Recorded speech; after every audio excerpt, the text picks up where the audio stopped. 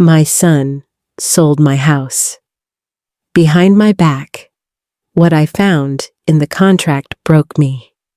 The envelope arrived on a Tuesday morning, crisp and official looking, with a return address from Henderson and Associates legal firm. I remember because Tuesdays were when I tended to my roses. The yellow ones that Robert's father had planted 43 years ago, back when our son was just learning to walk on these very same porch steps. My hands trembled as I slid my finger under the seal, leaving a thin paper cut that I barely noticed. Inside was a letter that would shatter the foundation of everything I thought I knew about my family. Dear Mrs. Patricia Henley, this letter serves as notification that the property located at 847 Willow Creek Drive has been successfully transferred to new ownership as of March 15th, 2024. As per the legal document signed by Robert M. Henley, acting under power of attorney, the rest of the words blurred together like watercolors in rain. My son had sold my house, the house where I'd raised him, the house where his father had died in my arms 5 years ago, the house that held every memory of the life we'd built together. And he'd done it without telling me. The beginning of the end. I should have seen the signs. Looking back now, they were all there, flashing like warning lights I chose to ignore because he was my son. And mothers want to believe in their children's goodness, even when the evidence suggests otherwise. It started 6 months ago when Robert began visiting more frequently. At first, I was delighted. After his father's death, Robert had moved to Chicago for his investment banking job, and our weekly phone calls had dwindled to monthly check-ins. But suddenly, there he was every other weekend, sometimes with his wife Jennifer, sometimes alone. "Just wanted to see how you're doing, Mom," he'd say, pulling me into a hug that felt slightly too rehearsed. "Making sure you're taking care of yourself." He'd walk through the house, his eyes lingering on the crown molding, the hardwood floors we'd refinished ourselves, the bay window in the living room where morning light pooled like liquid gold. At the time, I thought he was being nostalgic. Now I realize he was appraising. "Mom, have you thought about what you'd do if something happened?" he asked one evening over dinner. "You know, if you got sick or needed more care."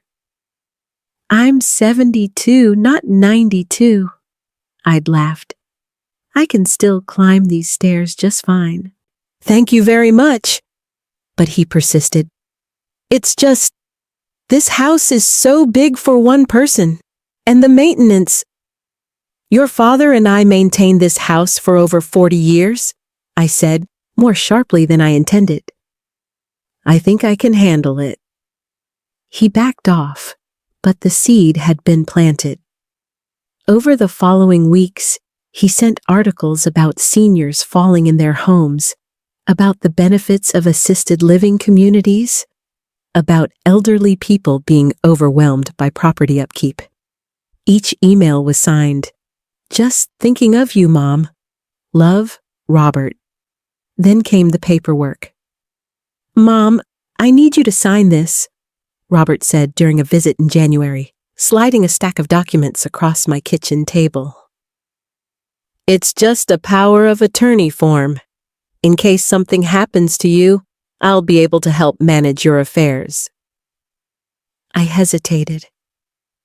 My neighbor Dorothy's son had gotten power of attorney last year, and he'd been a godsend when she had her hip surgery, paying bills, managing her accounts, making sure everything ran smoothly. "It's standard stuff," Robert assured me, his smile warm and convincing. "Just a safety net. You remember how complicated things got when Dad passed? This will make everything easier if, God forbid, you end up in the hospital or something." Jennifer nodded beside him, her perfectly manicured hand resting on his arm. "It's really the responsible thing to do, Patricia. My mother did the same thing with my brother. So I signed. I trusted my son. What kind of mother doesn't trust her own child?" The discovery. Standing in my kitchen now, holding that letter from the law firm, I felt my legs give way. I sank into the chair where I'd signed those papers, where I'd shared thousands of meals with my husband, where I'd helped Robert with his homework every night after school. My phone rang. Robert's name flashed on the screen. I answered, my voice barely a whisper. "What have you done?" There was a pause, and I could hear him exhale. "Mom, I can explain." "Explain? Explain how you sold my house without telling me?" "I was going to tell you, the timing wasn't right. Look, this is actually a good thing." "A good thing?" My voice rose, cracking with emotion. "You sold my home, Robert.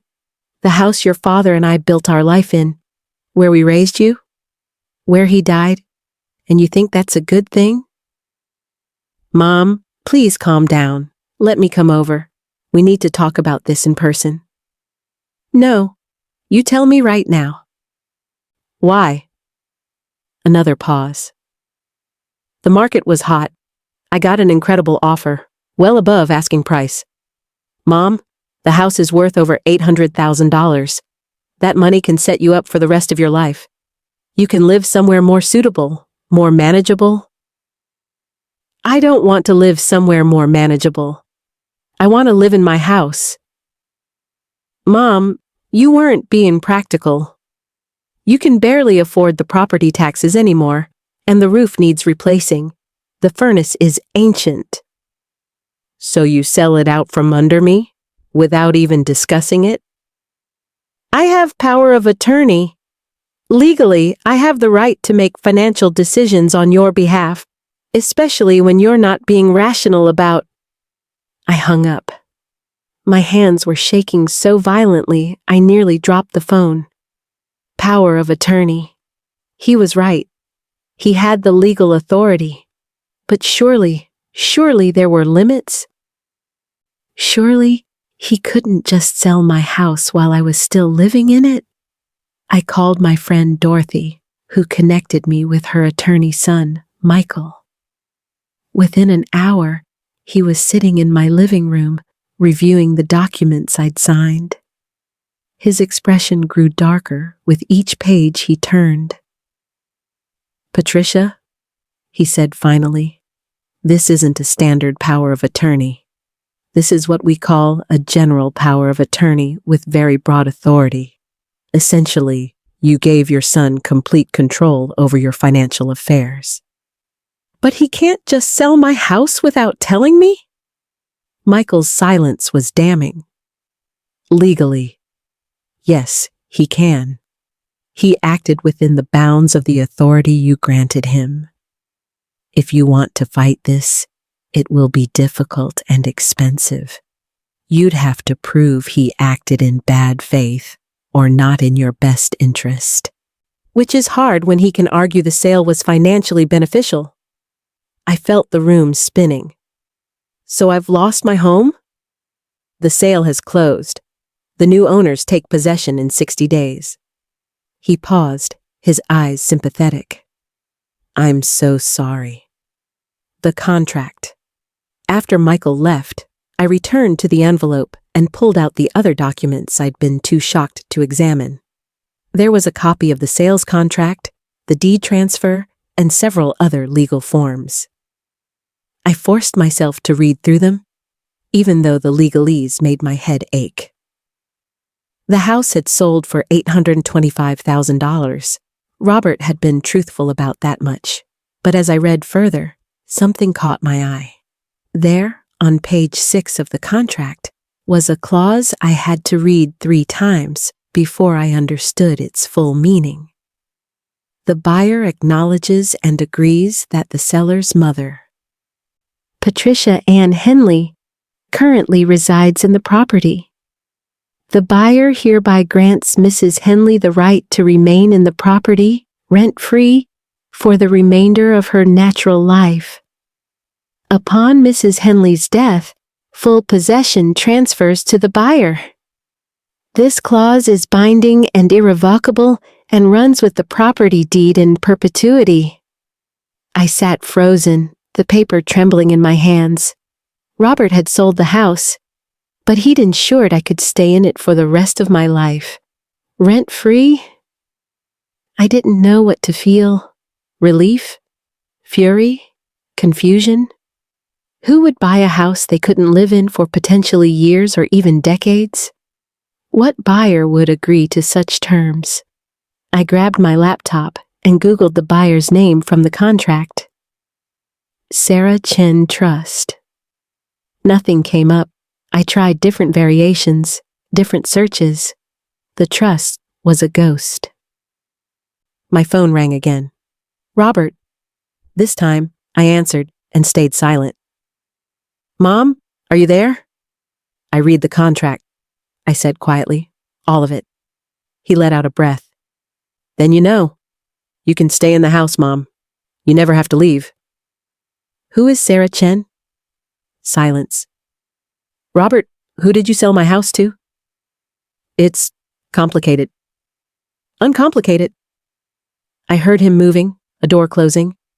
When he spoke again, his voice was different, smaller, younger. He sounded like the boy who used to confess to breaking my good vase. Sarah Chen she was Jennifer's college roommate. The trust is just a legal entity. Mom, the truth is, I needed the money. My blood ran cold. What? I made some bad investments, really bad. I owe people, Mom, serious people. I was going to lose everything, my job, my house, maybe worse. I needed liquid capital fast. So you sold my house to pay off your debts? Not all of it. I put $600,000 into a trust fund for you. You'll never have to worry about money again. I used the rest to settle my debts and I paid Sarah a premium to agree to the life estate clause. Basically, I sold her a house she can't use until you're gone, but at a price that made it worth her while. She's an investor. She was willing to wait. I felt sick. You sold my house to pay off gambling debts? Not gambling, crypto and some options trades that went wrong. Mom, I was desperate. They were threatening me. I could have gone to prison. So instead, you betrayed me. No, I protected you. You get to keep living there. You have financial security. I solved my problem and took care of you. It's a win-win. A win-win? I laughed, but it came out as a sob. Robert, you stole my agency. You took away my choice. You reduced my home, my life, to a financial transaction. I saved us both, Mom. No, I said, my voice hardening. You saved yourself. I was just collateral. I hung up again and turned off my phone. The next morning, I barely slept that night. I walked through my house, touching everything. The banister my husband had sanded and stained by hand. The window seat, where I'd read to Robert every night. The kitchen counter, where we'd rolled out thousands of cookies and pie crusts. This house wasn't just property. It was my life in physical form. Every scratch and dent told a story. The mark on the door frame where we'd measured Robert's height every birthday. The slightly faded wallpaper in the dining room because the sun hit it just right on summer afternoons. The loose floorboard in the upstairs hallway that squeaked and had warned us whenever teenage Robert tried to sneak out. I'd planned to leave this house to Robert when I died. I'd imagined him bringing his own children here, showing them where their grandfather had built that bookshelf, where their grandmother had planted those roses. Instead, it now belonged to a stranger who was waiting for me to die. The doorbell rang at 8 a.m. I thought about not answering, but something made me walk to the door. A young woman stood on my porch, Asian American, maybe 35, holding a folder and looking nervous. "Mrs. Henley, I'm Sarah Chen. I wanted to introduce myself and to apologize." I stared at her, this woman who now owned my home. "May I come in?" she asked softly. Against my better judgment, I stepped aside. We sat in the living room, an awkward silence stretching between us. Finally, Sarah spoke. "I want you to know that I didn't realize the full situation when I agreed to this arrangement. Robert told me his mother was elderly and wanted to downsize but was being stubborn about it. He said you needed the money but wouldn't accept help. So this was a way to secure your future while letting you stay in a familiar place." "That's not what happened." "I know that now. I did some research after the sale closed. I saw the news articles about your husband, about your volunteer work at the library, about you being active in the community garden. You're not some confused old woman who needs to be managed. You're sharp and independent, and your son lied to both of us." I felt a small crack in my anger. "Then why are you here?" Sarah opened her folder and pulled out a document. "I'm here to offer you an option. I can't undo the sale. I'm in it for $825,000, and I don't have unlimited resources, but I can offer you a different arrangement." She slid the paper across to me. "This is an agreement that gives you the option to buy back the property within the next 2 years at the price I paid, plus 5% annual interest. That comes to about $866,000 if you exercise it in year 2. I shook my head. "I don't have that kind of money." "But your trust fund does. Robert said he put $600,000 in trust for you. The house could be appraised again. Markets fluctuate. You could take a mortgage for the difference. Or," she hesitated, "or you could sell it yourself to someone you choose and keep the profit." I looked at this stranger who was showing me more kindness than my own son. "Why would you do this?" "Because it's the right thing to do. And because I know what it's like to have someone take away your choices." She glanced at her hands. "My ex-husband did something similar with the business we own together.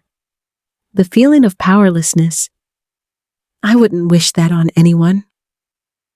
"But you'll lose money. If the market goes up, you could sell for more." "Maybe. Or maybe karma is real and doing the right thing brings its own rewards." She smiled slightly. "Besides, I'm an investor. I can wait. And if you do buy it back or sell it yourself, I make a small profit and move on to the next property. If you don't, I have a house that will be worth significantly more in a few decades. Either way, I'm not hurting." I read through the agreement. It was straightforward, a legal option to repurchase within 2 years, plus the existing life estate clause remained in effect if I didn't exercise the option. "I need to think about it," I said, "and talk to a lawyer." "Of course, take your time." Sarah stood to leave, then paused. "Mrs. Henley, for what it's worth, your son loves you. He's just lost. He made terrible choices, but the way he fought for that life estate clause, he was adamant about protecting you, even if his methods were awful." After she left, I sat with those words. Did love excuse betrayal? Did good intentions justify taking away someone's autonomy? The decision. Over the next week, I met with Michael the attorney again. He reviewed Sarah's offer and confirmed it was legitimate and actually quite generous given the circumstances. She's essentially giving you a 2-year option to reclaim ownership, he explained. That's unusual and valuable. I also met with a financial advisor to review the trust fund Robert had created. It was real. $600,000 invested conservatively, generating income I could use for living expenses. My son had called 17 times. I hadn't answered. Finally, I called him back. "Mom," he started, but I cut him off.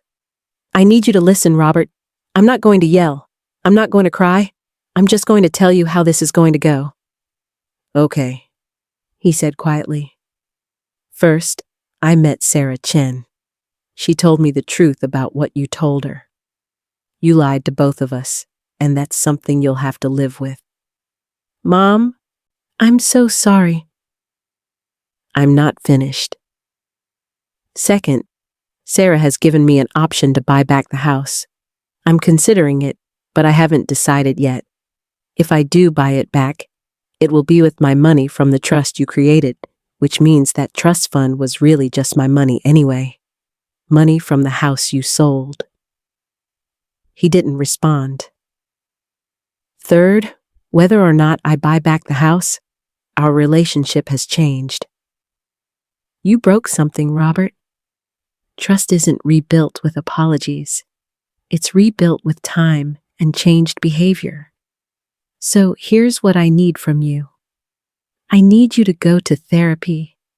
I need you to deal with whatever drove you to make these choices. Gambling, bad investments, poor judgment. Whatever it is, you need help. I will. I'll do whatever you want. I'm not done. I also need you to understand that I'm not a problem to be solved or an asset to be managed. I'm your mother, and I deserve to be treated with respect and included in decisions about my own life. That power of attorney, I'm having it revoked and rewritten with specific limitations. That's fair.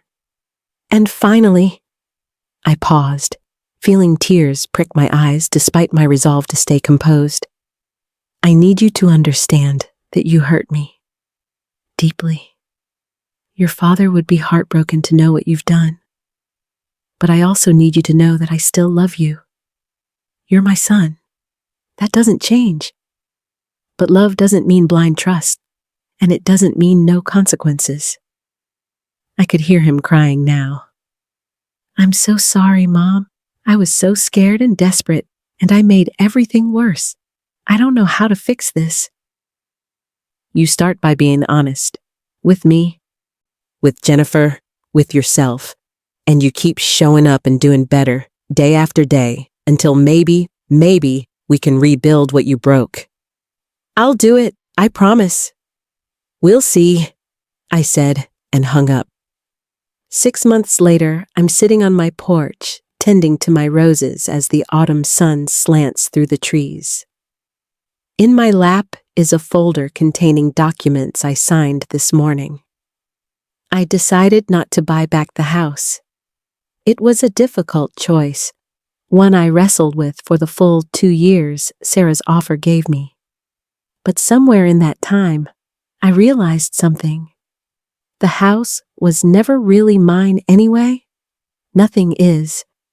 We're all just temporary custodians of places and things, and even relationships. What Robert took from me wasn't the house. It was my sense of control, my belief that I knew my own son, my trust in the people closest to me. Those were the real losses. The house? The house is just wood and brick and memories. The memories come with me wherever I go. Instead of buying it back, I negotiated a new arrangement with Sarah. She's going to let me stay for 5 more years, after which I'll move to a smaller condo I've already picked out. One with no stairs, closer to my friends, with a community garden where I can still grow roses. In exchange, Sarah gets full possession after those 5 years instead of waiting for my death. It's a compromise that works for both of us. The money from the trust fund? I'm using it differently now. Part of it funds my living expenses. Part of it goes to the local library for their literacy program, a cause my husband and I always supported together. And part of it is set aside for Robert's future children, if he has them. Money they'll receive when they turn 25, with a letter explaining that it comes from their great-grandfather's house and their grandmother's forgiveness. Robert has been in therapy for 18 months. He and Jennifer are separated. She couldn't forgive what he'd done, and I don't blame her. He attends Debtors Anonymous meetings and has rebuilt his career, though not in investment banking. He visits once a month, and we're slowly, carefully rebuilding our relationship. It's not the same. It will never be the same, but it's something. Last week, he brought over a small yellow rose bush, the same variety his father had planted all those years ago. "For your new place," he said, "when you're ready to move, so you can take a piece of home with you." I cried then, and so did he. "I broke your trust," he said, kneeling beside me as I held the plant. "I know I can never fully repair that, but I want to spend the rest of my life trying to be the son you and Dad raised me to be." "Then keep showing up," I told him. "Keep doing the work. Keep being honest. That's all I ask." What I learned, people ask me how I got through it. The betrayal, the shock, the grief of losing control over my own life. They expect me to have some profound wisdom, some pithy saying that makes it all make sense. But the truth is messier than that. What I learned is that people can love you and still hurt you terribly. That desperation makes people do unconscionable things. That trust, once broken, leaves scars even when it heals. That legal documents matter, and you should always read what you sign, even when it comes from someone you love. I learned that strangers can show you more grace than family sometimes. That pride can keep you trapped in situations that no longer serve you. That home isn't always a place. Sometimes it's a feeling, a memory, a choice you make about where you belong. I learned that I'm stronger than I thought I was, that I can survive betrayal and loss and still find joy, that I can forgive without forgetting, love without enabling, and move forward without leaving the past behind.